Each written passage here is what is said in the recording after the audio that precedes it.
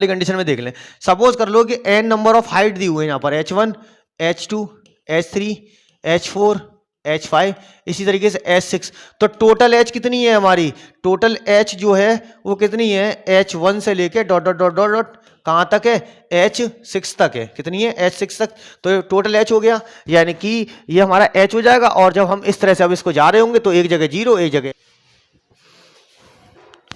Hello students, तो कैसे हैं आप लोग, बढ़िया एकदम। तो आइए आज स्टार्ट करते हैं अपना chapter work energy and power, chapter number 6 NCERT का।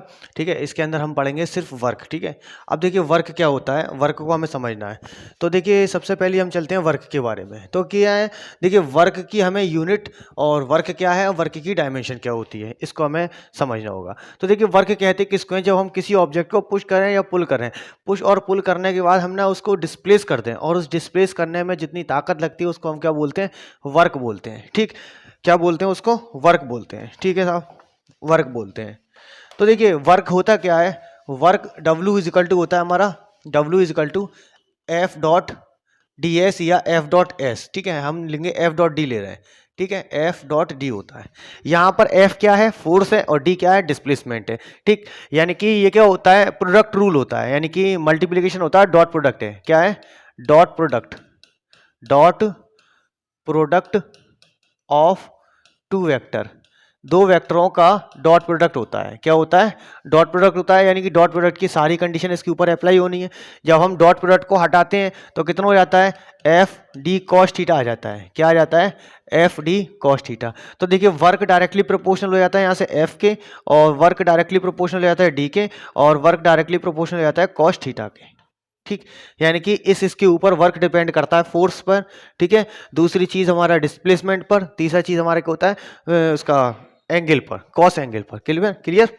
ठीक है, अब देखिए वर्क तो हमारा ये हो गया। वर्क की यूनिट क्या होती है, वर्क की यूनिट होती है न्यूटन मीटर, या फिर होती है किलोग्राम मीटर स्क्वायर पर सेकंड स्क्वायर, या फिर एक और यूनिट होती है जूल। ठीक है, यानी कि 1 जूल इक्वल टू कितना होता है, 1 न्यूटन मीटर, या फिर ये क्या इसके इक्वल होता है, 1 जूल इक्वल टू होता है हमारा किसके, 1 किलोग्राम मीटर स्क्वायर बटे सेकंड स्क्वायर के। ठीक, ये तो हो गया हमारा यहाँ पर कि वर्क डन क्या है। क्लियर हो गया, ये हमारे की वर्क डन हो गया, वर्क डन की ये यूनिट हो गई। और डायमेंशन क्या होती है, इसकी डायमेंशन होती है, देखिए न्यूटन की डायमेंशन होती है एम एल टी माइनस 2। ठीक है, और m क्या है, यहाँ पर मीटर है, तो इसकी जो यूनिट हो जाएगी, यानी कि वर्क की जो डायमेंशन है वो कितनी हो गई, न्यूटन, वो न्यूटन मीटर स्क्वायर हो जाता है ना, वो तो सारी चीज़ें हो ही गई। ठीक है, देखिए वर्क की यूनिट क्या हो जाएगी, यानी कि M L two T minus 2, ये इसकी क्या हो जाएगी, डायमेंशन हो जाएगी वर्क की। क्लियर हो गया, यानी कि डॉट प्रोडक्ट है तो डॉट प्रोडक्ट की सारी कंडीशन इसके अंदर आनी है। क्लियर, डॉट प्रोडक्ट की सारी कंडीशन इसके अंदर आनी है। दूसरी चीज हम जानते हैं डॉट प्रोडक्ट में यूनिट वेक्टर होते हैं कुछ। ठीक है, यानी कि वेक्टर कंडीशन में यूनिट वेक्टर होता है। तो डॉट प्रोडक्ट क्या कहता है, आई डॉट आई बराबर होगा किसके, जे डॉट जे के, और बराबर होगा के डॉट के। यानी कि यूनिट वेक्टर का, सेम यूनिट वेक्टर का जो आंसर आता है वो कितना होता है, 1। और जैसे हम लिखें आई डॉट जे बराबर होगा जे डॉट के, बराबर होगा किसना, के डॉट आई, तो इनका क्या होता है, आंसर 0 हो जाता है। चाहे आई डॉट के हो या के डॉट आई हो, बात एक ही होती है। ठीक है, यानी कि जे आई डॉट जे को हम लिख सकते हैं ना जे डॉट आई, और इसको लिख सकते हैं के डॉट जे, और इसको कितना लिख सकते हैं, आई डॉट के। तो इस कंडीशन में क्या होता है, ये सब एक दूसरे के म्यूचुअली परपेंडिकुलर हो जाते हैं, और म्यूचुअली परपेंडिकुलर होने की वजह से इनके बीच में जो एंगल होता है वो 90 डिग्री का बन जाता है। और 90 डिग्री का एंगल कितना होता है, cos 90 हमारा 0 होता है। क्लियर, ये तो हो गई हमारी इसकी डॉट प्रोडक्ट वाली बातें। अब हम जरा बात करते हैं कंपोनेंट। तो देखिए एफ क्या होगा, सपोज करते हैं हम यहाँ पर एफ के 2 कंपोनेंट होते हैं या 2। ठीक है, ये हमारा कोई ब्लॉक है, एम मास का ब्लॉक है। ठीक है, इसके ऊपर हमको क्या करना है, वेक्टर शिफ्ट करना है। तो देखिए वेक्टर शिफ्ट करने का क्या होगा, हम किसी ऑब्जेक्ट को इस तरह से खींच लें। इस तरह से जब हम खींचेंगे तो ये क्या होगा, एक एक्स डायरेक्शन में बढ़ेगा और वाई डायरेक्शन में। ठीक है, तो इसका जब इसका कंपोनेंट हम डिवाइड करते हैं तो ये हो जाता है हमारा हॉरिजॉन्टल कंपोनेंट, और ये क्या हो जाता है हमारा वर्टिकल कंपोनेंट हो जाता है। क्या हो जाता है, वर्टिकल कंपोनेंट ऑफ फोर्स। ठीक है, तो यानी कि फोर्स के जो कंपोनेंट होंगे वो कौन से होंगे, horizontal component, horizontal component of force, horizontal component of force. ठीक, तो कितना होता है, एफ एक्स होता है, अगर ये बेस से यहां पर थीटा है तो। ठीक, ये कितना हो गया, हॉरिजॉन्टल कंपोनेंट ऑफ फोर्स, यानी कि F X is equal to कितना हो जाता है, एफ कॉस थीटा। ठीक, इसी तरीके से सिमिलर होगा वर्टिकल कंपोनेंट ऑफ फोर्स। क्या? Vertical component of force, component of force. तो वर्टिकल कंपोनेंट ऑफ फोर्स कितना होता है? F Y is equal to होता है हमारा एफ साइन थीटा। ठीक, ये हमारे वर्टिकल कंपोनेंट ऑफ फोर्स हो गया। ठीक है, अब देखिए जरा यहां पर एक चीज और मैं समझा दूं, इसको जो उठा लेता हूं। ठीक है, इसको उठाया, कॉपी। ठीक है अब हमें क्या समझाना है, यानी कि हम जो समझाने की कोशिश कर रहे हैं उसको जरा देखना। ठीक, सपोज कीजिए कि कोई ऑब्जेक्ट था। ठीक है, इसके ऊपर कुछ फोर्स लगेगा, इसके ऊपर फोर्स लग रहा है। ठीक है, ये हमारा क्या है? ये हमारा डिस्प्लेसमेंट होगा। ठीक, यानी किसी ऑब्जेक्ट को हम क्या कर रहे हैं? डिस्प्लेस कर रहे हैं। क्या कर रहे हैं? डिस्प्लेस। तो फोर्स की डायरेक्शन इस तरफ है, यानी कि हमने क्या किया, यहां से कुछ एंगल थीटा बना के इसके ऊपर फोर्स लगा रहा था। क्या लगा रहा था? इसके ऊपर फोर्स लग रहा था। ठीक है, कुछ एंगल फोर्स, यानी कि क्या था हमारा? ये एंगल यहां पर लग रहा था, इसके ऊपर कुछ फोर्स लग रहा था, कैपिटल एफ। ठीक है, तो देखिए फोर्स का प्रोजेक्शन कितना होगा? ये डिस्प्लेसमेंट है, तो ये कितना हो जाता है हमारा? ये हो जाता है हमारा एफ कॉस थीटा। क्या हो जाता है? F cos theta. जब ये वाला वेक्टर जो होगा इधर की तरफ शिफ्ट हो जाएगा तो ये परपेंडिकुलर हो जाता है और ये हॉरिजॉन्टल वाला हो जाता है। ठीक है, तो ये कितना हो गया? F cos theta. इसी तरीके से हम क्या कर सकते हैं? F sine theta. तो वर्क डन हमको यहां से और मालूम चलता है F cos theta into displacement, और W इज इक्वल टू, अगर हम डिस्प्लेसमेंट का प्रोजेक्शन ले लेंगे तो ये कितना हो जाएगा? D cos theta into F. ठीक है, अगर हमको एंगल फाइंड करना हो, ठीक है, तो हम क्या करते हैं? Cos theta is equal to F upon, ठीक है, cos theta is equal to W upon F. क्या हो जाता है? W upon F. ठीक है, यानी कि cos theta is equal to W upon F into D. तो हम यहां से क्या कर सकते हैं? कुछ एंगल भी फाइंड कर सकते हैं। अब देखिए बात आती है कि नेचर कैसा होता है, वर्क का नेचर कैसा होता है। तो वर्क पॉजिटिव भी होता है, वर्क नेगेटिव भी होता है, और वर्क जीरो भी होता है। ठीक है, ये डिपेंड करेगा आपके एंगल के ऊपर। किसके ऊपर? एंगल के ऊपर। तो बात करते हैं नेचर ऑफ वर्क की। किसकी? Nature of work. ठीक है, तो नेचर ऑफ वर्क क्या है, या नेचर ऑफ वर्क बात करने से पहले इसके ऊपर देख लेते हैं कुछ न्यूमेरिकल। सपोज कीजिए कि कोई हमारा एम ऑब्जेक्ट का मास है, एम मास का कोई ऑब्जेक्ट है। ठीक, इसके ऊपर हमने क्या करा? कुछ न्यूटन का फोर्स लगा के यहां से इसके ऊपर हमने 2 न्यूटन का फोर्स लगा दिया, और ये एंगल यहां पर इसका दिया हुआ था 60 डिग्री। कितना डिग्री दिया हुआ था? Angle 60 degree. तो कह रहा है कि वर्क डन इन एक्स डायरेक्शन कितना होगा? वर्क डन निकालना है हमें एक्स डायरेक्शन में, इस डायरेक्शन में हम कितना वर्क कर रहे हैं। ठीक है, तो W इक्वल टू कितना हो जाता है हमारा? एफ डी कॉस थीटा हो जाता है। कितना हो जाता है? F D cos theta. तो W is equal to F कितना है? यानी कि 2 न्यूटन का हमने फोर्स लगाया इसके ऊपर, और इसको हमने 6 मीटर तक डिस्प्लेस कर लिया। कितने मीटर तक? 6 मीटर तक। तो ये हो गया 6 हो गया, और ये कितना हो गया? कॉस 60। कॉस 60 की वैल्यू कितनी होती है? कॉस 60 होता है 2 इंटू 6, और कॉस 60 होता है हमारा 1/2। 2 से 2 कैंसिल हो गया, तो वर्क डन कितना हो गया? 6 जूल इसके अंदर हम वर्क डन कर रहे हैं। अब जरा एक चीज तो यहाँ थी, यानी कि वर्क के कुछ कंपोनेंट होते हैं। ठीक है, चलो उस वाले में हम समझा देंगे, एफ डॉट एस वाले में समझा देंगे। ठीक है, ये हमारा हो गया वर्क डन हो गया। क्या आ गया हमारा? Work done. अब हमको एंगल फाइंड करना है। क्या फाइंड करना है? एंगल फाइंड करना है। अगर हमने वर्क डन किया किसी ऑब्जेक्ट को डिस्प्लेस करने के लिए, तो जो डिस्प्लेस करने में वर्क हुआ वो कितना हुआ? 4 जूल हो गया। कितना? 4 जूल वर्क किया हमने, किसी ऑब्जेक्ट को हम डिस्प्लेस कर रहे हैं। ठीक है, वो, और इस 4 जूल करने में हमको एफ, ठीक है, कितना न्यूटन का फोर्स लगाना पड़ा? 4 न्यूटन का फोर्स लगा लिया, और डिस्प्लेस हम सिर्फ उसको 1 मीटर तक कर पाए। कितने मीटर तक डिस्प्लेस किया हमने उसको? 1 मीटर डिस्प्लेस कर पाए। तो इसके बीच में जो एंगल होगा, किस डिग्री एंगल पर ये डिस्प्लेस किया गया था। ठीक है, तो यहां से हम जानते हैं cos theta is equal to कितना हो जाएगा? Cos theta is equal to W upon F into D हो जाएगा। ठीक है, डब्ल्यू हमारा कितना है? डब्ल्यू हमारा 4 है, और एफ कितना है हमारा? 4 है। डिस्प्लेस कितना हुआ? 1 हुआ। तो ये कितना हो गया? कॉस थीटा हो गया। 4 से 4 कैंसिल हो जाएगा, तो cos theta is equal to कितना हो गया? 1। कितना हो गया? 1। यानी कि cos 1 कितना होता है? cos 1 हमारा होता है कितने जीरो पे? cos 0 डिग्री पर होता है। कितने डिग्री पर होता है? 0 डिग्री पर। यानी कि जो फोर्स लगा था हमारा ऑब्जेक्ट के ऊपर, वो इस तरह से लगा था कि फोर्स की डायरेक्शन ये थी और डिस्प्लेसमेंट की डायरेक्शन ये थी। यानी कि फोर्स और डिस्प्लेसमेंट एक दूसरे के पैरेलल थे। जब पैरेलल होते हैं तभी 0 डिग्री का एंगल बनता है। ठीक, ये हमारा वर्क डन हो गया। अब यहां से चाहे हम फोर्स निकाल लें, कुछ भी निकाल सकते हैं, इस फॉर्मूला हमको पता होना चाहिए। क्लियर? चलो अब चलते हैं जरा नेचर ऑफ वर्क। तो नेचर ऑफ वर्क कितने तरीके का होता है? 3 तरीके का नेचर होता है हमारा। सबसे पहले होता है पॉजिटिव वर्क डन। क्या होता है? Positive work done. ठीक, रटना रटाना छोड़ दो, ठीक है, रटने रटाने से कोई बात नहीं है। हम यहाँ पर क्या करेंगे, W is equal to F D cos theta से निकालेंगे। किससे निकालेंगे? कॉस थीटा से। अगर फोर्स और डिस्प्लेसमेंट को हम थोड़ी देर के लिए कांस्टेंट कर लें, फोर्स और डिस्प्लेसमेंट को कांस्टेंट कर दें, तो W किस पर डिस्प्लेस हो गया? W कितने किसके प्रोपोर्शनल हो गया?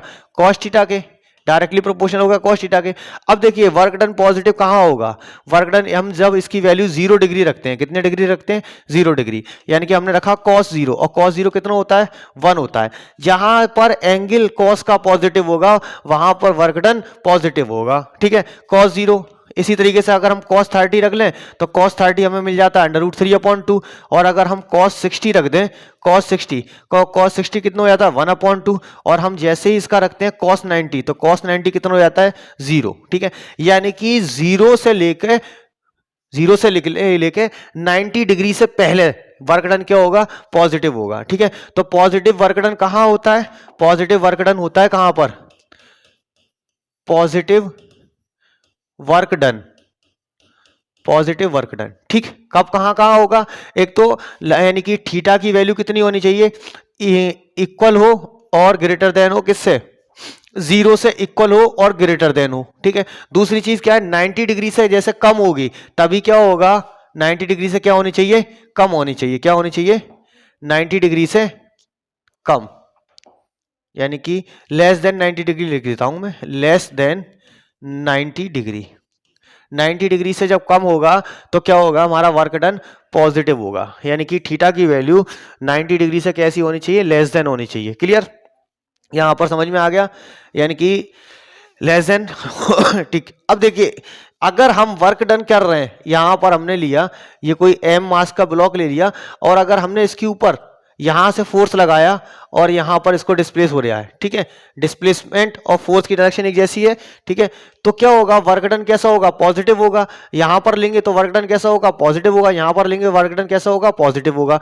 यहां लेंगे वर्क डन कैसा होगा? पॉजिटिव होगा। यानी कि एंगल की वैल्यू कहां कहां होनी चाहिए? बिटवीन 0 डिग्री एंड 90 डिग्री हो, या फिर 0 डिग्री के इक्वल हो, तो भी वर्क डन कैसा हो जाता है? हमारा पॉजिटिव हो जाता है। जैसे हम ले एक आदमी को लिया ये, ठीक, और ये F न्यूटन का फोर्स लगाकर इस चीज को डिस्प्लेस पर कर रहा है इस डायरेक्शन में, ठीक, तो इसका कुछ डिस्प्लेसमेंट हो रहा है। अगर डिस्प्लेसमेंट नहीं होगा तो वर्क डन 0 हो जाएगा। यहां पर डिस्प्लेसमेंट क्या है? हो रहा है, तो किस डायरेक्शन में जा रहा है? पॉजिटिव डायरेक्शन में जा रहा है। क्लियर? इसी के जस्ट अपोजिट होता है क्या? Negative work done. क्या होता है? नेगेटिव वर्क डन, ठीक, यानी कि नेगेटिव वर्क डन, ठीक, नेगेटिव वर्क डन, ठीक।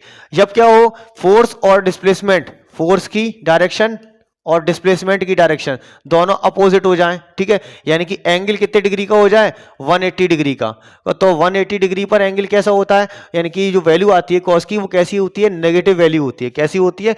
वर्क डन कैसा होगा? नेगेटिव होगा। कैसा होगा? नेगेटिव वर्क डन, ठीक है, नेगेटिव वर्क डन, ठीक। अगर हम इसको कॉस के ग्राफ से समझें, ठीक, कॉस के ग्राफ से अगर हम समझते हैं इसको, तो ये होता है 0 डिग्री एंगल, और यहां पर होता है हमारा कितना? ये 0 हो गया। यहां पर हम ले लेते हैं π/2, और यहां पर लेते हैं हम ट्वाइस, यानी कि पाई ले लेते हैं, केवल पाई, और ये कितना हो गया? थ्राइस π/2 हो जाएगा। उसके बाद में चलेंगे तो कितना हो गया? 2π। यहां तक हम समझ लेते हैं। तो देखिए कॉस का ग्राफ कैसे चलता है। कॉस के ग्राफ पे मैक्सिमम वैल्यू कितनी होती है? +1 होती है, और मिनिमम वैल्यू कितनी होती है? -1 होती है। तो इसकी रेंज कितनी हो गई? +1 और -1 इसकी रेंज हो जाती है। तो कॉस का ग्राफ कितना होता है? यानी कि 90 डिग्री पर कितना होगा कॉस? जब 90 डिग्री हो, ठीक है, तो कितना होगा? 0 होगा। और जब हमारा कॉस 0 डिग्री हो तो कितना होगा? 1 होगा। जब एंगल 1 है तो कॉस का ग्राफ ऐसे चलता है, यहां जाएगा और फिर नीचे पूरा एक ट्राइंगल तक चलेगा। फिर उसके बाद में कैसा होगा? वैल्यू पॉजिटिव मिलना स्टार्ट हो जाएंगी। फिर कैसी होंगी? 2 एंगल तक पॉजिटिव मिलेंगी, फिर कैसी मिलेंगी? नेगेटिव मिलेंगी। इस तरह से चलता है ग्राफ, ठीक है। तो यहां पर जितनी भी वैल्यू आएंगी, ठीक है, जो भी एंगल आएगा यहां पर, और यहां पर जो एंगल आएगा वो सारी वैल्यू कैसी बताएगा? नेगेटिव बताएगा। कैसी बताएगा? नेगेटिव। अब जरा एक एग्जाम्पल देखते हैं। ये हमने कोई आदमी लिया, और ये आदमी कुछ वेट ऊपर की तरफ उठा रहा है, कुछ वेट ऊपर की तरफ ये उठा रहा है, ठीक है। तो देखिए इसका फोर्स किधर की तरफ लग रहा है? ऊपर की तरफ लगा रहा है। ये फोर्स इसका कहां लग रहा है? ऊपर की तरफ, ठीक है। और इसका डिस्प्लेसमेंट भी किधर हो रहा है? ऊपर की तरफ हो रहा है, ठीक है, डिस्प्लेसमेंट। तो ये तो क्या है, हमारा पॉजिटिव वर्क डन है। कैसा है, पॉजिटिव वर्क डन। लेकिन इसका जो वेट है, क्या वेट W, वो कहां लग रहा है, नीचे की तरफ, और डिस्प्लेसमेंट किधर हो रहा है, डिस्प्लेसमेंट ऊपर की तरफ हो रहा है, और वेट कहां हो गया, फोर्स है वेट, ठीक है, वेट कहां लगता है, नीचे की तरफ। तो दोनों की डायरेक्शन कैसी हो गई, अपोजिट हो गई, और अपोजिट डायरेक्शन में क्या होता है, वैल्यू कैसी मिलती है हमको, नेगेटिव वर्क डन होगा। कैसा वर्क डन होगा, नेगेटिव वर्क डन होगा। फॉर्मूला सबके लिए सेम रहेगा, W is equal to F D cos theta. Clear. अब बात करते हैं जीरो वर्क डन की। किसकी, जीरो वर्क डन। किसकी बात करेंगे, जीरो वर्क डन बात करना है हमको, ठीक, जीरो वर्क डन। ठीक, जीरो वर्क डन कब होगा, जीरो वर्क डन होगा एक तो थीटा की वैल्यू 90 डिग्री हो जाए। कितनी हो जाए, थीटा की वैल्यू 90 डिग्री हो जाए। दूसरी चीज यानी कि थीटा की वैल्यू 90 डिग्री पर नेगेटिव है, ठीक है। दूसरी चीज कहां पर है, 3π/2 पर नेगेटिव मिलती है। फिर उसके बाद में कहां मिलती है, यहां पर नहीं, नेगेटिव जीरो वर्क डन ले रहे हैं ना, तो देखिए यहां पर जीरो है और यहां जीरो है, यहां जीरो है, ठीक है। यानी कि एंगल कितना होना चाहिए, पाई होना चाहिए। यानी कि हमारा एंगल कितना होना चाहिए, 90 डिग्री पर जीरो हो जाता है, ठीक है। यानी कि cos 90 की वैल्यू कितनी हो गई, जीरो। तो वर्क डन हमारा कितना हो गया, एफ डी cos 90, और cos 90 कितना होता है, जीरो वर्क डन, ठीक। या फिर हम एक काम करते हैं, यहां पर कोई हमने हैवी मास ले लिया, ठीक है, और ये सरफेस पर रखा हुआ है। किस पर रखा हुआ है, सरफेस पर रखा हुआ है। और इस सरफेस पर जब हम इसके ऊपर फोर्स लगा रहे हैं, क्या लगा रहे हैं, इसके ऊपर फोर्स लगा रहे हैं, और ये डिस्प्लेसमेंट नहीं हो रहा, यानी कि कितना है हमको, जीरो डिस्प्लेसमेंट मिला। कितना मिला, जीरो डिस्प्लेसमेंट। तो जीरो डिस्प्लेसमेंट की कहानी क्या होती है, वर्क डन जीरो हो जाता है। क्लियर। इसमें मिनिमम एंगल जो है हमारा 90 डिग्री होना चाहिए। cos 90 कितना होता है, जीरो हो जाता है। cos 90 कितना हो जाता है, जीरो हो जाता है। चलिए देखते हैं इस टाइप का कोई न्यूमेरिकल कभी आया है। तो इस टाइप का न्यूमेरिकल आया तो होगा, यहां नहीं आया है, यहां नहीं है, यहां भी नहीं है, यहां, यहां, यहां नहीं,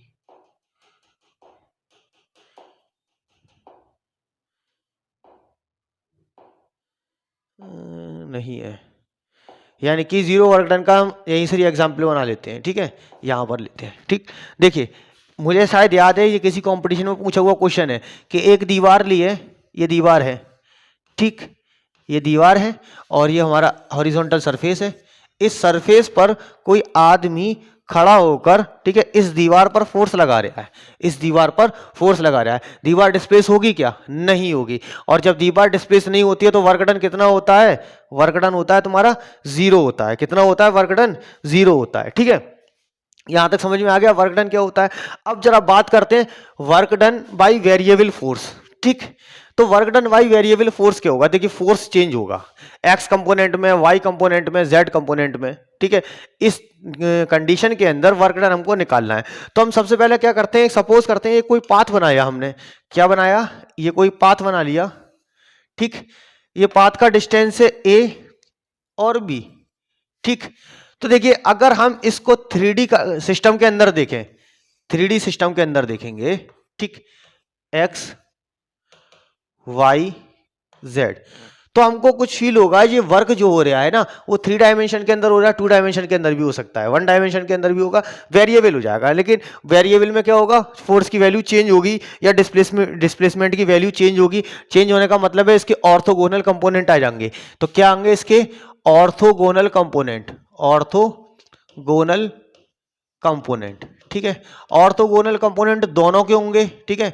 ऑर्थोगोनल कंपोनेंट क्या होंगे, दोनों के होंगे, ठीक है। यानी कि फोर्स के ऑर्थोगोनल कंपोनेंट कितने होते हैं, F x I cap plus F Y J cap plus F Z K cap, ठीक है। इसी तरीके से डिस्प्लेसमेंट के होंगे, डिस्प्लेसमेंट के कितने होते हैं, D X I cap plus D Y J cap plus D Z K cap. जब हमने फोर्स को और डिस्प्लेसमेंट को वेरिएबल कर दिया, ठीक, कहने का मतलब है कुछ फोर्स ऐसा भी लगा सकता है 2i cap plus 2j cap plus 6k cap, ठीक।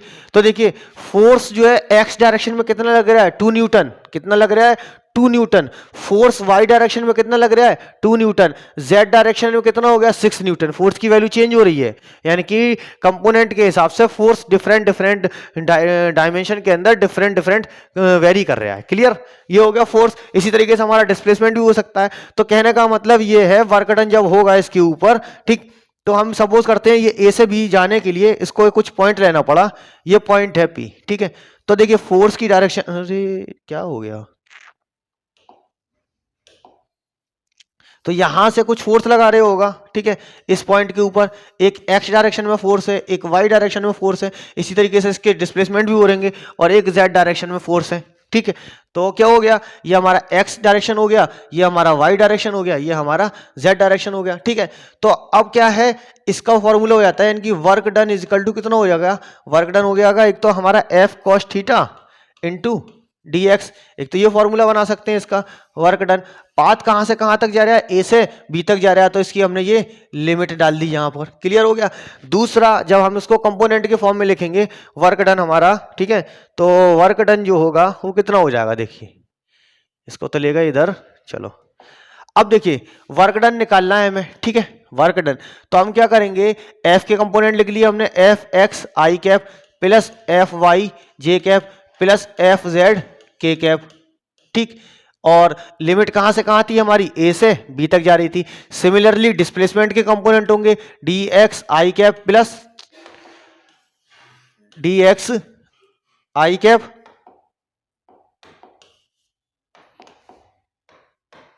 डी एक्स आई कैप, और ये कितना हो जाएगा हमारा, ठीक है, D X I cap D Y J cap plus D Z K cap, यानी कि displacement in X Y Z direction में, ठीक। डॉट प्रोडक्ट होता है जी, तो डॉट प्रोडक्ट के लिए हमने बताया था कि डॉट प्रोडक्ट में होता क्या है, देखिए आई का आई के साथ में होता है, और जे का जे के साथ में, के का के के साथ में। इसी तरीके से आई जे के साथ में जब होता है तो जीरो हो जाता है। क्यों जीरो हो जाता है, क्योंकि एंगल 90 डिग्री होता है, ठीक।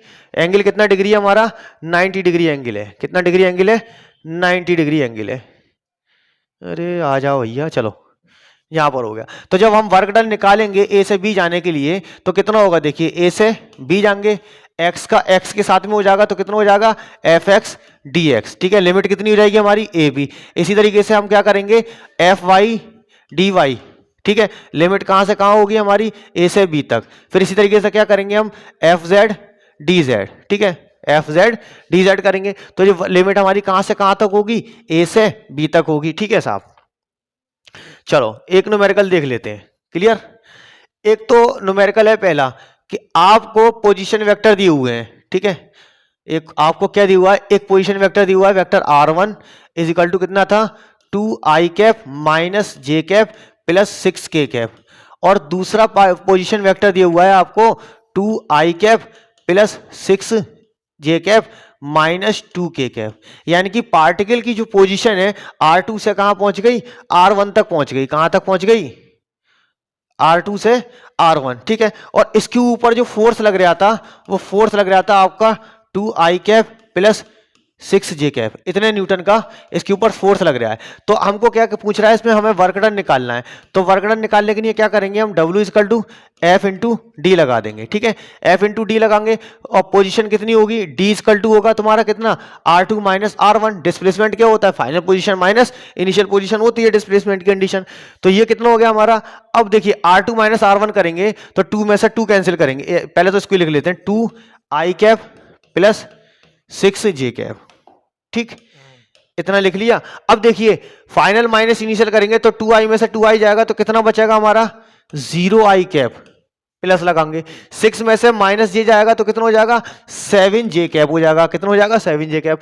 माइनस 2 में से माइनस 6 होगा तो कितना होगा, माइनस 8k कैप। और फोर्स हमारा केवल दो ही डायरेक्शन में लग रहा है। तो हम जब इसका वर्क डन निकाल लेंगे तो आई का आई के साथ में करेंगे, तो आई है ही नहीं, तो ये कितना हो गया, 0 हो गया। और जे का जे के साथ में करेंगे तो 7 5 5 7 42 हो गए। कितना हो गया, 42 जे कैप हो गया। के कैप मौजूद नहीं है, तो इसको भी हम क्या कर देंगे, 0 कर देंगे। तो यानी कि वर्क डन जो हो रहा है वो कौन सी डायरेक्शन में हो रहा है, वर्क डन एक तो हो रहा है हमारा वाई डायरेक्शन में, और उसका मैग्नीट्यूड कितना है, मैग्नीट्यूड है हमारा 42 जूल, ठीक है।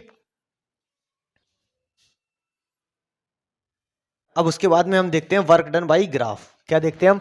Work done by graph. तो देखिए कोई ग्राफ दिया हुआ होगा, उसमें हमें वर्क डन निकालना है। तो वर्क डन निकालने के लिए ग्राफ में हमें क्या क्या चाहिए होगा? देखिए फोर्स और डिस्प्लेसमेंट ग्राफ जो होता है वो क्या बताता है? वर्क डन बताता है। ठीक है, क्या बताता है? Force displacement graph, force displacement graph, force displacement graph. ठीक है, क्या बताता है? हमारा वर्क डन बताता है, वर्क डन। ठीक है, यानी कि work done by force displacement graph. Clear? यानी कि वर्क अंडर एरिया, यानी कि under the area of graph, under the area of graph. ठीक है, रिप्रेजेंट क्या करेगा? Represent work done, represent work done. ठीक साहब। अब हम क्या करते हैं? इसका ग्राफ बनाते हैं। ठीक है, तो ग्राफ बनाने के लिए क्या करा हमने? दो एक्सिस ले ली कोई। ठीक है, कोई दो एक्सिस लेते हैं हम, ये एक्स एक्सिस या वाई एक्सिस, ये एक्स एक्सिस या वाई एक्सिस कोई भी हो सकती है, इंटरचेंज हो जाती है। ठीक है, यहां पर क्या होगा? ये फोर्स है और ये डिस्प्लेसमेंट ग्राफ है। ये क्या रिप्रेजेंट करेगा? Work under area. तो हम क्या करेंगे? यहां पर हमने कोई इस तरह से असिमेट्रिकल वे में ले लिया। सपोज कीजिए कि इसकी यहां से जो पोजीशन थी, ठीक है, वो क्या थी? एक्स इनिशियल पोजीशन से वो चल जाता और यहां से यहां तक वो गया। ठीक है, तो इसकी क्या हो गई? एक्स फाइनल पोजीशन हो गई। तो हम क्या करेंगे? इसके बीच में कोई स्ट्रिप बना लेते हैं। क्या बना लेते हैं? कोई स्ट्रिप जैसी हम बना लेंगे तो इसका एलिमेंट जो हो जाएगा वो कितना हो जाएगा? हमारा dx हो गया। ठीक है, तो वर्क अंडर एरिया क्या रिप्रेजेंट करता है? हमारा फोर्स। वो work under area of force displacement graph क्या रिप्रेजेंट करेगा? हमारा वर्क रिप्रेजेंट कर देगा। लिमिट कहां से कहां तक होगी? एक्स इनिशियल से लेके ये फाइनल तक गया। ठीक है, एफ और किसके रेस्पेक्ट में हुआ? डी एक्स के रेस्पेक्ट में हुआ। क्लियर हो गया? इसको हम क्या बोलते हैं? वर्क अंडर एरिया रिप्रेजेंट क्या करता है? ग्राफ रिप्रेजेंट करता है। क्लियर हो गया? अब देखिए इसकी जो ये वाली जो एक्सिस है ये क्या बता रही होगी? ये फोर्स बता रही है। क्या बता रही है? ये फोर्स बता रही है कि इसने कुछ फोर्स किया, कुछ फोर्स इसके ऊपर लगा है, इस हिसाब से उसके अंदर फोर्स लग रहा है। क्लियर हो गया? ये हमारा वर्क अंडर एरिया हो गया जो क्या रिप्रेजेंट करेगा? फोर्स रिप्रेजेंट करेगा। यानी कि इसमें जो फोर्स की वैल्यू दे रखी होगी, सपोज कीजिए फोर्स दिया हुआ है आपको 6x² प्लस 2x। कितना दिया हुआ है? फोर्स की वैल्यू दी हुई है 6x² प्लस 2x न्यूटन। ठीक है, कहां से कहां तक डिस्प्लेस हुआ था वो? यानी कि इसको फोर्स लगाने के लिए x इनिशियल पोजीशन थी इसकी 2 मीटर से, कितना? 2 मीटर से कहां तक गया? 2 मीटर से। x फाइनल पोजीशन जो है वो कितनी है उसकी? 6 मीटर की है। तो हम क्या करेंगे? यहां पर इसका वर्क डन फाइंड करना है हमें। इस वाली कंडीशन में क्या फाइंड करना है? वर्क डन फाइंड करना है। तो देखिए f हो गया हमारा, तो हम क्या करेंगे? इंटीग्रेशन करेंगे इसका। इंटीग्रेशन लिमिट कहां पर है? इनिशियल 2 है और फाइनल कितनी है? 4 है। फाइनल कितनी है इसकी? 4। वो फाइनल 6 है। फाइनल कितनी है? 6 दी हुई है। कितनी? फाइनल हमारी दी हुई है लिमिट कितनी? 6 दी हुई है। और f कितना दिया हुआ है? 6x² plus 2x। क्या करेंगे हम? इंटीग्रेट कर देंगे x के टर्म में। तो यहाँ पर ये कितना मिल जाएगा हमको? 6x² जो मिलेगा वो हो जाएगा 6x³/3 और प्लस ये कितना हो जाएगा? 2x²/2। लिमिट कहाँ से कहाँ तक है? लिमिट है हमारी 2 से 6 तक।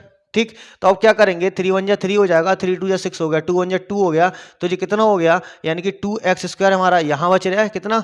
2x³ और यहाँ पर कितना बच रहा है हमारा? x²। जैसे ही हम इसकी लिमिट ओपन करेंगे तो अपर लिमिट को पॉजिटिव में देते हैं और लोअर लिमिट माइनस में आ जाती है, माइनस लगा के। ठीक है, तो इसकी जैसे ही हम लिमिट ओपन करेंगे तो ये लिमिट कितनी हो जाएगी? यानी कि 2 x की जगह एक बार कितना रखेंगे? 6 का स्क्वायर। ठीक है, 6x² माइनस यानी कि यहां पर कितना रखा जाएगा? केवल 6 का स्क्वायर, यानी कि 6 का स्क्वायर प्लस। अब लिमिट अपर लिमिट की कहानी खत्म हो गई। अब क्या लगेंगे? माइनस लगा के लोअर लिमिट ले लेंगे। क्या लेंगे? माइनस लगा के लोअर लिमिट जैसी लेंगे तो ये वाली लिमिट कितनी हो गई? देखिए 2, एक मिनट रुकना, चल रहा है? हाँ चल रहा है, चल रहा है। चलो 2 हो गया। अब क्या करेंगे? x यानी कि इस पूरे टर्म में एक बार क्या रखेंगे?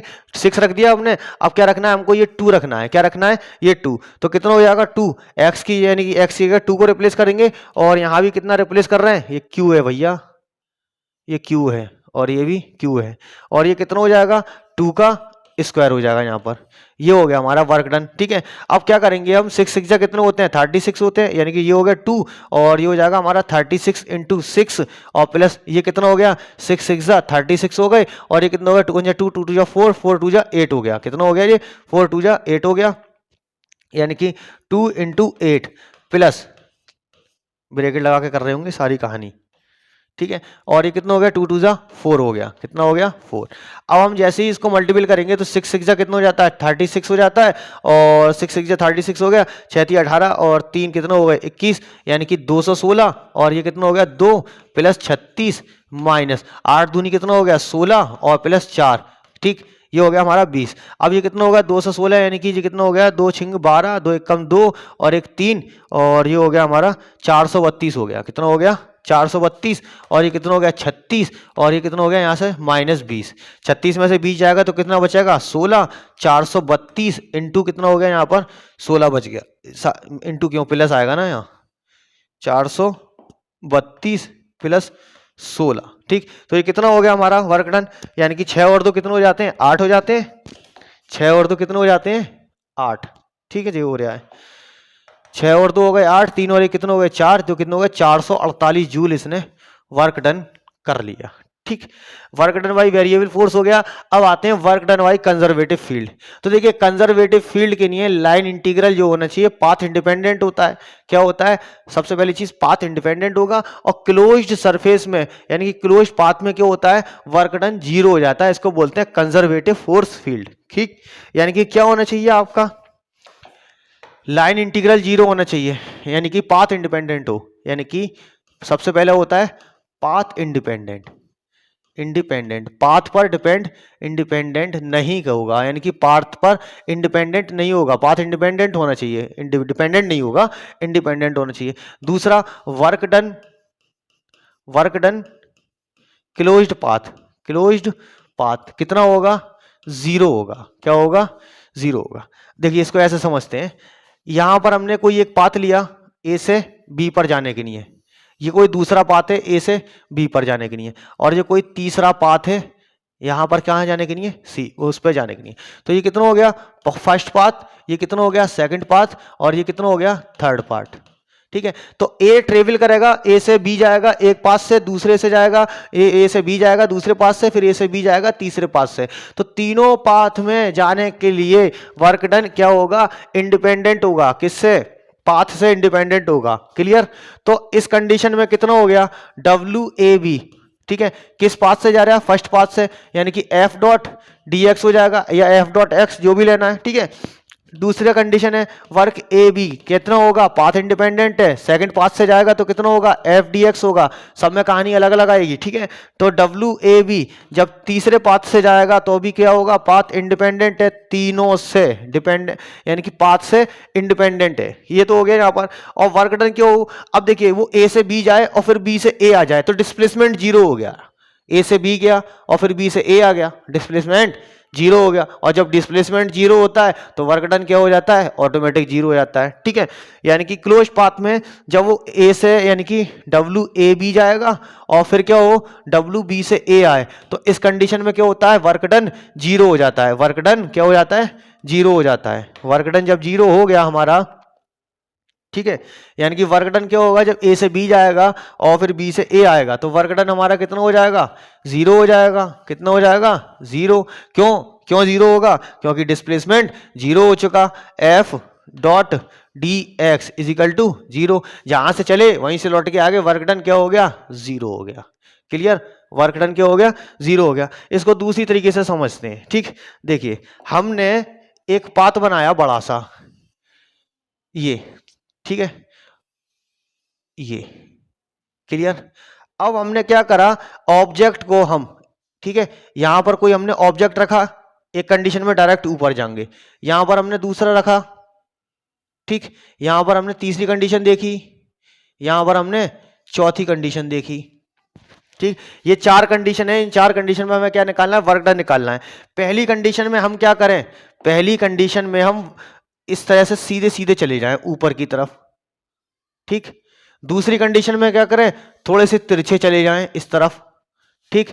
और चौथी कंडीशन और पांचवी कंडीशन में क्या करें कि हम इस वाली कंडीशन में ऐसे जाएं ऐसे जाएं ऐसे जाएं ऐसे जाएं ऐसे जाएं और फिर इस तरह से पहुंचे, ठीक। तीनों पर क्या है पाथ अलग अलग है, इंडिपेंडेंट है, ठीक। और चौथी कंडीशन और लास्ट कंडीशन क्या होती है हम इस तरह से चले जाएं, इसको थोड़ा सा आगे बढ़ा लेते हैं। ये m मास था, ये m मास था, और सारे ब्लॉक m मास के थे। ठीक, यहां पर पहुंचाया पहली कंडीशन में, दूसरी कंडीशन में भी ऐसे पहुंचाया, जाने का तरीका अलग था, तीसरी कंडीशन में भी ऐसे पहुंचाया, चौथी कंडीशन में थोड़ा सा इस तरह से पहुंचा लिया। ठीक, तो देखिए ये जो पूरा सिस्टम बना है, इस पूरे सिस्टम की जो हाइट है वो कितनी है, h है। क्या है, हाइट h है। m मास के ब्लॉक को ऊपर की तरफ लेके जा रहे हैं। ठीक है, तो एक कंडीशन ये वाला है, ये पाथ 1 2 3 4, ये 4 पाथ हमने बना लिए। ठीक, इस 4 पाथ में हमने क्या देखा था कि वर्क डन जो होगा कितना होगा हमारा, यानी कि इंटीग्रेशन f डॉट dx। ठीक है, यानी कि f अगर हम लगा लें mg तो लिमिट हमारी कितनी हो जाती है, dx हो जाती है। ठीक है, और कहां से कहां गए हम, 0 से h तक गए, 0 से h तक गए। f को हमने mg रख लिया है, या f को हम m ही रहने दें। ठीक है, वो f को हम केवल f रहने दें। तो dx कितना हो जाएगा, जैसे इसका इंटीग्रेशन खोल के लाएंगे तो कितना हो गया mg, और dx कितना हो गया हमारा h हो गया, लिमिट 0 से लेके ओ x हो गया, और लिमिट 0 से लेके कहां तक वेरी करेगी, h तक। तो mg h आ जाएगा, और दूसरी कंडीशन में क्या हो जाएगा, 0 हो जाएगा, यानी कि w इक्वल टू कितना हो गया, mg h। Displacement work done क्या कर रहे हैं, हम अंडर ग्रेविटी लेके चल रहे हैं।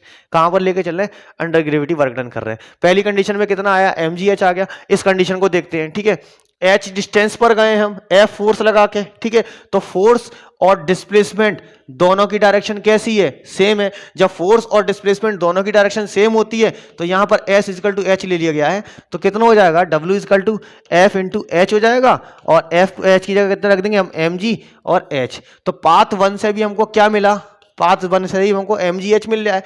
अब इस कंडीशन में देखते हैं, इस वाली कंडीशन में देख लें। सपोज कर लो कि n नंबर ऑफ हाइट दी हुई है, यहां पर h1 h2 h3 h4 h5, इसी तरीके से h6। तो टोटल h कितनी है हमारी, टोटल h जो है वो कितनी है, h1 से लेके dot dot dot dot dot कहां तक है, h6 तक है। कितनी है, h6 तक। तो टोटल h हो गया, यानी कि ये हमारा h हो जाएगा। और जब हम इस तरह से अब इसको जा रहे होंगे तो एक जगह 0 एक जगह mgh। ठीक है, तो वर्क डन कितना हो गया हमारा, mgh हो गया। तो हमने देखा वर्क डन 3 पाथ पे सेम आ चुका है। इस पाथ में थोड़ी कहानी अलग होगी। ठीक है, देखिए इस पाथ में क्या है, ऑब्जेक्ट ऊपर जा रहा है। ठीक है, लेकिन थोड़ा सा इंक्लाइंड जा रहा है। कैसा जा रहा है, इंक्लाइंड जा रहा है, यानी कि डिस्प्लेसमेंट फोर्स की डायरेक्शन जो है, देखो डिस्प्लेसमेंट इस कंडीशन में हो रहा है ना, यहां से लेके यहां तक ही तो गया जी, यहां से लेके यहां तक गया। तो डिस्प्लेसमेंट किस डायरेक्शन में आ रहा है, इसका डिस्प्लेसमेंट हमारा इस डायरेक्शन में तो आ रहा है, एक्स डायरेक्शन में डिस्प्लेसमेंट हो रहा है। यहां से हम ले लें। ठीक है, तो सपोज करा जब हम इस तरह से तिरछा गए तो इस पाथ की लंबाई कितनी थी, स्मॉल एल ले ली हमने, और यहां पर ये कितना बना लिया, थीटा। तो वर्क डन कितना हो रहा है हमारा, वाई डायरेक्शन में तो हो रहा है वर्क डन। ठीक है, बड़ा हम एक्स में रहे, वर्क डन हमारा वाई डायरेक्शन में भी है। ठीक है, तो यहां पर कितना होगा, हम जानते हैं F Y is equal to कितना होता है हमारा, यानी कि एफ वाई होता है हमारा F sine theta, vertical component of force. ठीक है, तो यहां से कितना हो जाएगा, W F Y into displacement कितना ले लिया हमने, एल ले लिया, तो ये कितना हो गया, F sine theta into L हो गया। अब हमें एल निकालना है। जब हमें ये h फाइंड करना हो, क्या फाइंड करना हो, h फाइंड करना हो, और l दिया हुआ है हमको, तो हम सीधा सीधा जानते हैं साइन थीटा इक्वल टू कितना होता है, लंबवर्टिकल यानी कि परपेंडिकुलर अपॉन हाइपोटेनियस। तो ये कितना हो गया, l हो गया यहाँ पर। तो हम l बराबर जब निकाल लेंगे तो कितना हो जाएगा, h अपॉन साइन थीटा हो जाएगा। जैसे हम इस l की वैल्यू इसके अंदर रखेंगे, या फिर हम यहाँ से ले लें, l साइन थीटा हमारा किसके बराबर हो गया, h के बराबर हो गया। और f इक्वल टू कितना होता है, वेट हमारा एक्सेलरेशन ड्यू टू ग्रेविटी नीचे की तरफ लग रही होगी, तो ये कितना हो जाएगा, mgh हो जाएगा। अगर हम, ये हो गया हमारा वर्क डन हो गया। क्या हो गया हमारा, वर्क डन इन कंजर्वेटिव फोर्स फील्ड। ठीक है, नॉन कंजर्वेटिव फोर्स फील्ड में क्या होता है, वर्क डन अगेंस्ट क्या होता है, यानी कि फोर्स के अगेंस्ट वर्क डन करना पड़े। ठीक है, तो इसको बोलते हैं फ्रिक्शनल सरफेस होना चाहिए। कैसा होना चाहिए, अच्छा इसके एग्जाम्पल क्या है कंजर्वेटिव फोर्स फील्ड के, इलेक्ट्रिक फील्ड, ठीक है, और तुम्हारा ग्रेविटेशनल फील्ड, ये सब इसी में आते हैं। ठीक है, अब उसमें चलते हैं फ्रिक्शनल वाले में, work done by conservative non conservative field. तो नॉन कंजर्वेटिव फील्ड में क्या होगा, वर्क डन फोर्स के अगेंस्ट होना चाहिए। वर्क डन कहाँ होना चाहिए, फोर्स के अगेंस्ट होना चाहिए। सपोज कि हमने ये एम मास, एम ब्लॉक का कोई मास है या एम मास का कोई ब्लॉक है। ठीक है, अब हमने क्या करा, इसको यहाँ पर फ्रिक्शन वाला सरफेस है। कौन सा सरफेस है, यहाँ पर सरफेस के बीच में फ्रिक्शन मौजूद है। क्या है, सरफेस के बीच में फ्रिक्शन है। यहाँ पर कहीं फ्रिक्शन लग रहा है, ठीक है। तो फ्रिक्शन क्या होता है, मोशन के अपोजिट होता है। हमें फ्रिक्शन यहाँ लगाना है, ये फ्रिक्शन है हमारा, और फोर्स किधर चल रहा है, इधर की तरफ चल रहा है। तो इस टाइप के वर्क डन को क्या बोलते हैं हम, ठीक है, नॉन कंजर्वेटिव फील्ड बोलते हैं। जब इसको यहाँ से लेके जाते हैं और नॉन कंजर्वेटिव फील्ड में वर्क डन जीरो नहीं होता है, यानी कि work done not zero in conservative field, work done not zero in non conservative field, non conservative field. Non conservative field में क्या होगा, वर्क डन जीरो नहीं होगा, वर्क डन जीरो नहीं होगा, ठीक है, वर्क डन जीरो नहीं होगा। दूसरी चीज ये क्या होता है, पाथ डिपेंडेंट होता है। कैसा होता है, पाथ डिपेंडेंट होता है, पाथ डिपेंडेंट होता है, डिपेंडेंट, ठीक है। तो फोर्स इस तरफ लग रहा है, वर्क डन इस तरफ हो रहा है, ठीक है, ये पुलिंग फोर्स है, ये फ्रिक्शनल फोर्स है। तो फ्रिक्शनल फोर्स के अगेंस्ट वर्क कर रहे हैं ना, तो यहां पर कितना हो जाएगा, W is equal to F S into D, और एफ एस कितना होता है हमारा, mu into R into D, ठीक है। और हम जानते हैं आर क्या होता है, नॉर्मल रिएक्शन फोर्स, और W क्या होता है हमारा, mg कहाँ लगता है, नीचे की तरफ। तो नॉर्मल रिएक्शन फोर्स किससे बैलेंस हुआ था यहाँ पर, mg, बहुत दिखा दिया, R is equal to mg mg mg करा करा के मूड खराब हो गया है, ठीक है।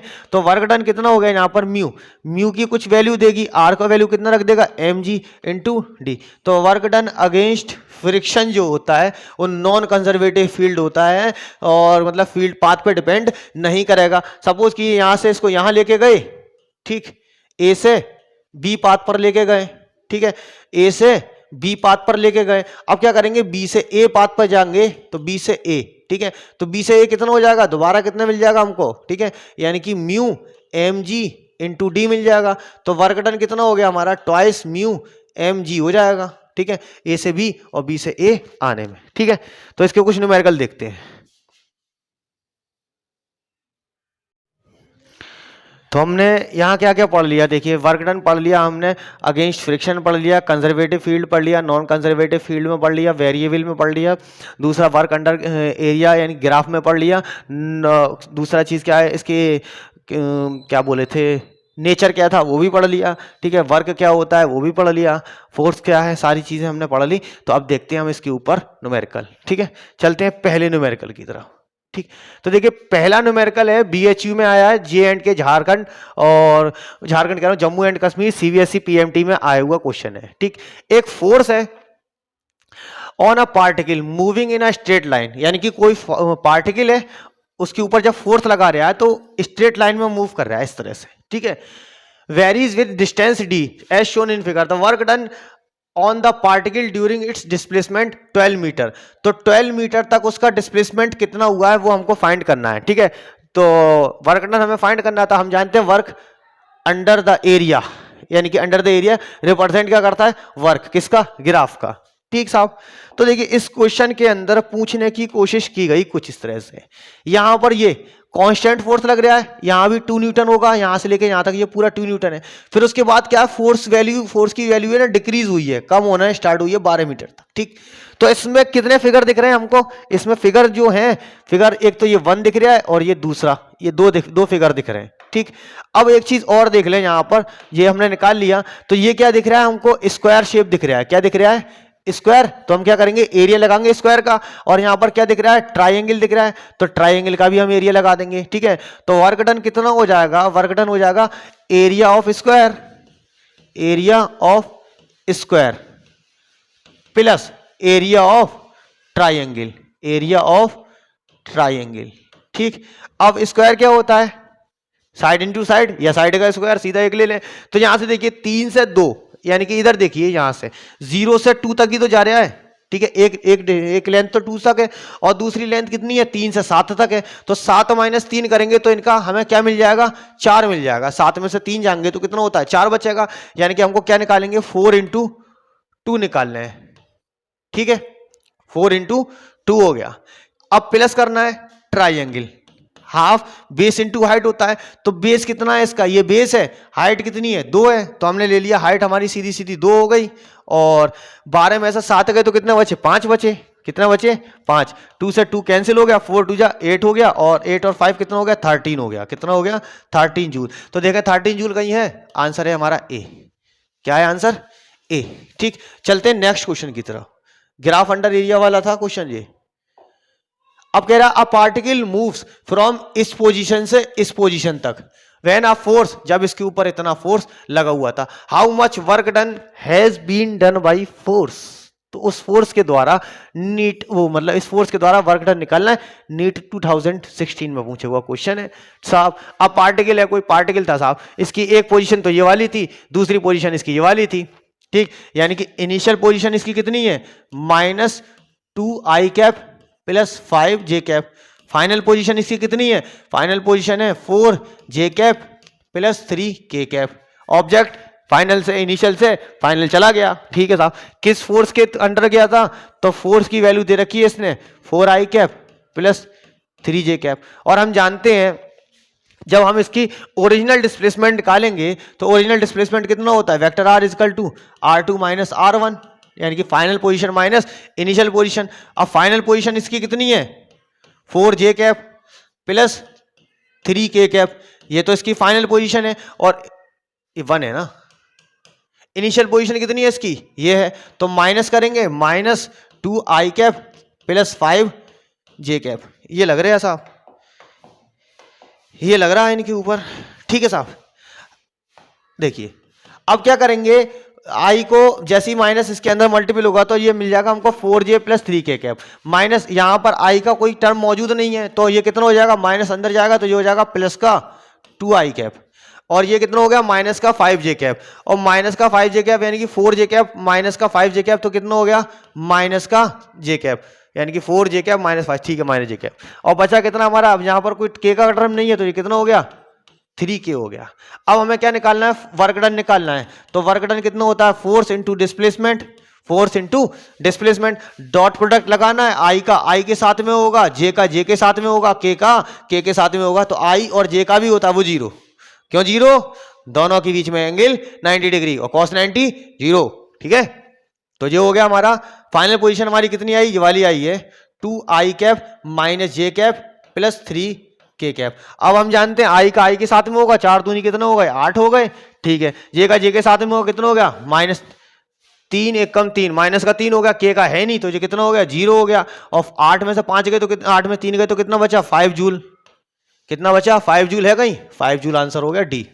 आंसर कितना हो गया डी। चलो नेक्स्ट क्वेश्चन देखते हैं। नेक्स्ट क्वेश्चन क्या है, अब मैन एक 50 किलोग्राम का आदमी है, 20 किलोग्राम का वजन लेकर चल रहा है। यानी कि ये आदमी है, इसका खुद का तो वेट कितना है, इसका खुद का वेट जो है, इस आदमी का खुद का वेट है कितना 50 किलोग्राम। ठीक, यहां पर ये 50 किलोग्राम है और 20 किलोग्राम का वजन ये लेकर चल रहा है। ठीक, तो टोटल मास हो कितना गया, कंबाइंड मास कितना है यहां पर, तो कंबाइंड मास हो गया हमारा m is equal to m1 plus m2, यानी कि कितना हो गया 20 प्लस 50 तो कितना हो गया 70, यानी कि 70 किलोग्राम का पूरा मास है भैया। अपने हाथ पे कह रहा हूं, अपने हेड पे लेके, अपने छाती पे रख के, अपने सिर पे रख के चल रहा है, यहां रख के चल रहा है ऊपर की तरफ। कैसे चल रहा है, स्टेप बाय स्टेप जा रहा है। तो अब ये स्टेप के जो नंबर है वो कितने हैं 20 स्टेप हैं। तो टोटल हाइट क्या होगी, number of steps into each height जो होगी कितनी है 0.25 मीटर। तो h जो कितनी दी हुई है वो कितनी है 0.25। तो जब हम टोटल h निकालेंगे, क्या निकालेंगे टोटल h, तो ये कितनी हो जाएगी n इंटू एच हो जाएगी ना, n इंटू एच हो जाएगा। अब जब n इंटू एच ये हो गया, यहां पर n इंटू एच हो जाता है। ठीक, ये तो अब हमको क्या निकालना है, वर्क डन निकालना है। हम जानते हैं W इक्वल टू कितना होता है mgh होता है ना। अब हमने एक्सेलरेशन ड्यू टू ग्रेविटी की वैल्यू 10 ले ली, कितनी ले ली 10। इसके अप्रोक्सीमेट आंसर आ जाए तो भी सही हो जाएगा। तो ये कितना हो गया 70 हो गया। g की वैल्यू कितनी ले ली 10 ले ली, और h तुम्हें कितना लगाना है, h जो लगाना है, ठीक, h तुम्हारा कितना है, h हमारा है कितना 0.25 इंटू 20, तो 20 into 0.25।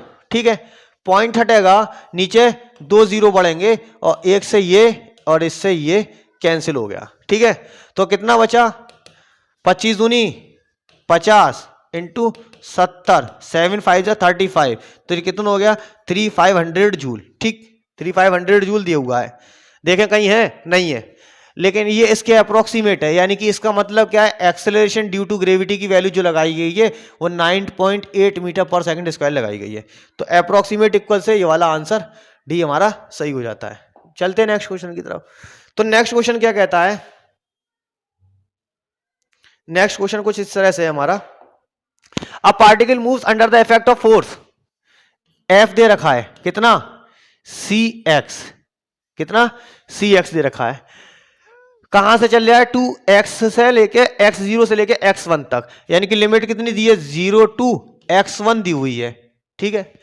The work done in the process है, तो हम जानते हैं वेरिएबल फोर्स है, तो W इक्वल टू कितना हो जाएगा, F इंटू डी एक्स हो जाएगा। लिमिट कहां से कहां जाएगी, x इनिशियल से x फाइनल तक जाएगी, ये हमारी लिमिट जाएगी, ठीक है, x इनिशियल से x फाइनल। तो अब हम देखेंगे कि f की वैल्यू कितनी दे रखी है हमें, w, f की वैल्यू दे रखी है कितनी, cx दे रखा है, कितना दे रखा है, cx। लिमिट कितनी दी है उसने, 0 से x1 दिया हुआ है, तो हम क्या कर देंगे, dx के साथ में इसका डिफरेंशिएट करेंगे, तो ये कितना हो जाएगा, cx स्क्वायर बाई 2 हो जाएगा। लिमिट खोलेंगे तो 0 से x1, एक बार x1 हो जाएगी, दूसरी बार कितनी हो जाएगी, x1 का square minus upon two minus 0, तो w इक्वल टू कितना हो गया, half c x one square है, कहीं half c x one square है, ठीक। तो आंसर हमारा क्या हो गया, बी हो गया, ठीक। चलते हैं फिर नेक्स्ट क्वेश्चन की तरफ। तो नेक्स्ट क्वेश्चन हमारा जेई मेन में पूछा हुआ क्वेश्चन है भैया, हल्के में मत लियो, हो सकता है हल्का ही हो, हल्के भारी में लेना। चलो, व्हेन आर रबर बैंड, कोई रबर बैंड है, इज स्ट्रेच बाई डिस्टेंस, इस तरह से यहां बनी हुई है, इसको इस तरह से खींच दिया, चलो भैया खींच लो। इसके ऊपर फोर्स की वैल्यू इतनी दे रहा है, restoring force of a magnitude, जो रीस्टोरिंग फोर्स होगा जिसको वापस लेके आएगा, उसकी वैल्यू कितनी दे रखी है, F equal to a x plus B x square. तो यहां पर फोर्स की वैल्यू दे रखी है कितनी, A x plus B x square, ये कुछ फोर्स की वैल्यू दे रखी है, where A B are constant, the work done in a string under the rubber band by L. मतलब जो रबर थी, ये मान लो रबर है, ठीक, इसको खींचा गया, तो जब खींचेंगे तो ये कितनी हो जाएगी, बढ़ जाएगी इस तरह से, ठीक। और इसको एक इसके ऊपर फोर्स होता है जिसको बोलते हैं रीस्टोरिंग फोर्स। रीस्टोरिंग फोर्स क्या करता है, दोबारा उसकी पोजीशन में लेके आ जाता है, ये आपको इलास्टिक प्लास्टिक वाले चैप्टर में पढ़ा देंगे, ठीक है। तो यहां पर क्या पूछ रहा है, वर्क डन पूछ रहा है, क्या पूछ रहा है, वर्क डन कितना करा इसने। तो वर्क डन इक्वल टू कितना होता है, इनिशियल पोजीशन से फाइनल पोजीशन, इनिशियल पोजीशन कितनी दी है 0, फाइनल कितनी दी है L दी है, और हम जानते हैं कितना हो गया F डॉट dx, या हम dx, हाँ dx ही लेके चलेंगे, ठीक है। तो ये इतना ही तो डिस्प्लेस हुआ है, ठीक है।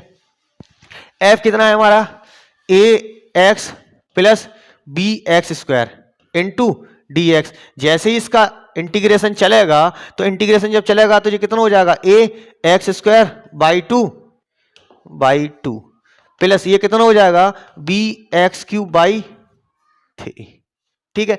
इस तरह की कंडीशन में, एक मिनट रुकिए, मेरा देख लूं मोबाइल चल रहा है या नहीं चल रहा है, चल रहा है भैया, चलो। यानी कि A x square by 2 plus B x cube by 3, limit कहां से कहां तक है, 0 से L तक। तो 0 वाला टर्म तो ऐसे ही चला गया, 0 वाला टर्म ऐसे ही चले जाएगा, तो x ये कितना लिख देंगे हम, L लिखेंगे, तो ए एल स्क्वायर बाई 2 हो गया plus b l cube by 3 हो गया। देखिए इसमें का कोई क्वेश्चन है, a l square by 2 plus b l cube by 3, ये रहा सी। चलते हैं नेक्स्ट क्वेश्चन की तरफ, ये वही पुराना क्वेश्चन है, अभी करा दिया, ठीक है। और कोई है, ये रहा, इसके बाद कोई और नहीं है। चलो, यानी कि हमको ये लगाना है, एक ब्लॉक है जिसका मास है 5 किलोग्राम, ठीक है, resting on a smooth surface. एक मास था, अरे क्या बना दिया, ये कोई स्मूथ सरफेस है, इसके ऊपर 5 किलोग्राम का कोई मास रखा हुआ है, मान लो ये 5 किलोग्राम का मास रखा हुआ है, smooth surface, at what force, इसके ऊपर जो फोर्स लगा रहा है वो कितना लगा रहा है, 20 न्यूटन का, और इसको 4 मीटर तक मूव कराने के लिए, कितने मीटर तक, 4 मीटर तक मूव कराने में कितना वर्क डन लग जाता है हमारा, 40 जूल खर्च हो जाता है, ठीक है। तो ये हमारा जो है 5 मीटर इधर आ गया, ठीक है, और यहाँ पर वर्क डन कितना हुआ, 0। तो कह रहा है कि एंगल निकालना है हमें। अब ये एंगल जब निकाल लिया तो ये इधर भी जा सकता है, इधर भी जा सकता है, जरूरी नहीं है कि इसको फोर्स ऐसे ही लगाया गया हो, ये फोर्स चेंज हो जाएगा, ऐसे भी हो सकता है, ऐसे भी हो सकता है, किसी और भी कंडीशन में हो सकता है। तो अब इसके अंदर हमको क्या दिया हुआ है, एम की वैल्यू दी हुई है आपको 5 किलोग्राम। कितनी दी हुई है? 5 किलोग्राम। और एफ कितना दिया हुआ है आपको? एफ दिया हुआ है 20 न्यूटन। ठीक है, वर्क डन कितना हुआ? वर्क डन हुआ 40 जूल। और कितने मीटर तक डिस्प्लेस हुआ? 4 मीटर तक ये डिस्प्लेस हो रहा है। एंगल निकालना है, तो अब इसमें मास का क्या काम? मास का इसमें कोई काम नहीं है, इसके ऊपर 20 न्यूटन का फोर्स लगा दिया। ठीक है, तो हम जानते हैं W इक्वल टू कितना होता है? F into S. और जब F डॉट एस हटाते हैं तो कितना आता है? Cos theta. एंगल फाइंड करना है तो cos theta is equal to कितना हो गया? W upon f s. ठीक, W कितना किया तुमने? 40 जूल वर्क किया है। कितना? 40 जूल। 40। F कितना है? F कहाँ गए रे? 20 इंटू डिस्प्लेस कितना हुआ? 4। ठीक, 0 से 0, 4 से 4 कैंसिल, तो cos theta is equal to कितना रह गया? 1/2। और वी नो डेट 1/2 कितना था? वी नो डेट 1/2 होता है हमारा कॉस 60 के बराबर। तो आंसर देखें, कॉस 60 है, ये रहा 60। तो एंगल कितना हो गया हमारा? Theta is equal to 60 degree. यानी कि इसको इस तरह से खींचा गया था, यहां से ऐसे खींचा गया था, ऐसे ऐसे ऐसे। ओ क्या कर दिया? ये 60 डिग्री है। ये कितना है? 60 डिग्री। तो यहां पर हमारा वर्क खत्म हो जाता है। तो मिलते हैं फिर नेक्स्ट वीडियो के अंदर, जो होगी हमारी एनर्जी के बारे में। ठीक है।